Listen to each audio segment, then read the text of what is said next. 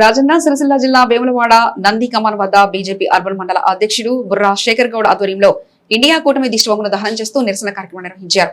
మహిళా బిల్లుకు వ్యతిరేకంగా పార్లమెంట్ లో ఇండియా కూటమి వ్యవహరించిన తీరును ఖండిస్తూ బీజేపీ మండల శాఖ ఆధ్వర్యంలో దిష్టిబొమ్మ దగ్ధం చేశారు.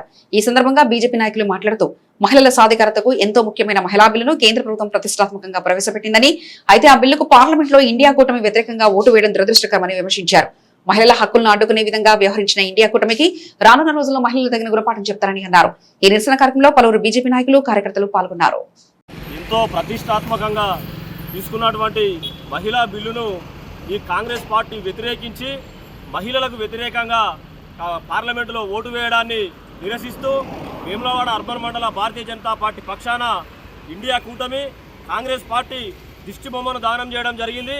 మహిళలను మీరు మహిళా రిజర్వేషన్ బిల్లును అడ్డుకున్నారు. మహిళలందరూ కూడా దీన్ని వాళ్ళు గమనిస్తూ ఉన్నారు.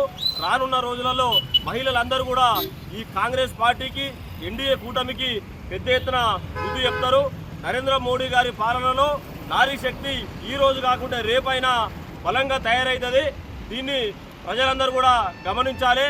ఈ కాంగ్రెస్ పార్టీ ఇండియా కూటమి మహిళలను రాజకీయంగా ఎదగనీయకుండా నిన్నటి రోజున పార్లమెంటులో భారతదేశ పార్లమెంటు సాక్షిగా మహిళలకు వ్యతిరేకంగా ఓటు వేసిరు. ఇదందరూ కూడా ప్రజలు గమనించాలని కోరుకుంటూ కాంగ్రెస్ పార్టీని రాబోయే రోజులలో ఇండియాలో భూస్థాపితం చేస్తామని భారతీయ జనతా పార్టీ పక్షాన డిమాండ్ చేస్తూ ఉన్నాం. సమాజంలో ప్రజలలో సగభాగమైనటువంటి మహిళలు మరి పార్లమెంట్లో అడుగు పెడతారంటే మరి ఇండియా కూటమి ప్రధానంగా కాంగ్రెస్ పార్టీకి వెన్నులో వణుకుపడుతూ ఉంది. ప్రధానంగా మరి కాంగ్రెస్ పార్టీ మహిళలకు వ్యతిరేకం. వాళ్ళ కుటుంబం మాత్రమే ఈ దేశాన్ని పరిపాలించాలి, వాళ్ళ కుటుంబ సభ్యులు మాత్రమే మరి పార్లమెంటు సభ్యులుగా ఉండాలి తప్పితే ఈ దేశంలో ఉన్నటువంటి మహిళలు ఎవ్వరు కూడా మరి పార్లమెంట్లో అసెంబ్లీలో ఉండకూడదు. మరి అంతేకాకుండా ఇవాళ స్వతంత్రానంతరం జరిగినటువంటి 1952 ఎన్నికల నుంచి పడితే మరి నేటి వరకు ఈ పార్టీ ఆ పార్టీ అనుకుంటా 544 మంది సభ్యులలో ఎస్టీలు పోను మిగతా దాంట్లో ఉన్నటువంటి సభ్యులు 190% పైగా మరి అగ్రవర్ణాలకు చెందినటువంటి వాళ్ళు ఉన్నారు. ఇవాళ డిలిమిటేషన్ ప్రక్రియ పూర్తయి ఇవాళ పార్లమెంటులో కనుక 844 మంది సభ్యులకు అవకాశం భారతీయ జనతా పార్టీ కల్పించే ప్రయత్నం చేస్తే మరి కాంగ్రెస్ పార్టీ ఇండియా కూటమికి నచ్చలే.